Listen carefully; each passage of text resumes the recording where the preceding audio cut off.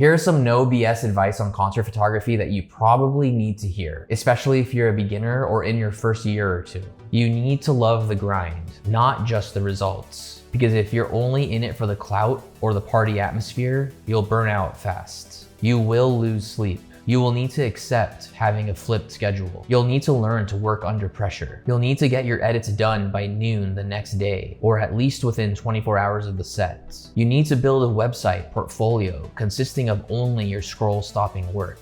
You'll need to set aside any preconceived notions about photography as a business, because in the music industry, media operates like the Wild West. You need to master shooting in all lighting conditions. You absolutely need to be safe when you're on stage. You need to understand that concert photography operates in a buyer's market most of the time. Managers, promoters, and artists often have the upper hand because there's an oversupply of photographers willing to work for exposure or $50. You'll need to figure out how to stand out without underselling yourself or burning out. You need to constantly refine your style and get creative. If you're just another cut and copy shooter, you won't stand out. You need to know how to handle rejection. You will need to abide by net 30, which sucks. You need insurance and you need earplugs. Both are non-negotiable. You need to over-deliver whenever possible. You need to learn videography, including how to shoot or crop for vertical formats. You need to realize that you may always have a day job throughout your entire concert photography career. Use weekends and PTO wisely,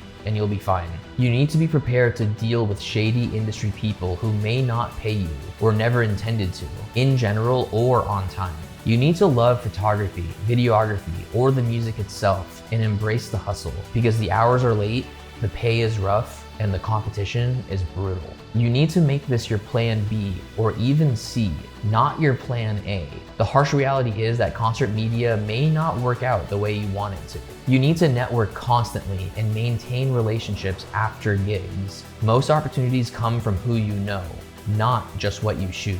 You need to know your worth. You need to stop comparing yourself to others. There's always going to be someone with better gear, bigger gigs, or more followers. Focus on your own path. You need to invest in yourself. You need to accept that not every gig will be glamorous. Trust me, there were some shows where I was daydreaming about being at home on my couch watching YouTube. You need to manage your finances wisely, especially if you're going to treat this like a business. You need to try your best to stay healthy. Late nights, travel, and fast food can wreck you if you're not intentional about taking care of yourself. You need to be professional even when others aren't. You need to learn to say no. You need to keep learning. You need to let go of perfectionism. You need to make your client's job as easy as possible. And you need to just put yourself out there and know that it can take months to years to really build any traction.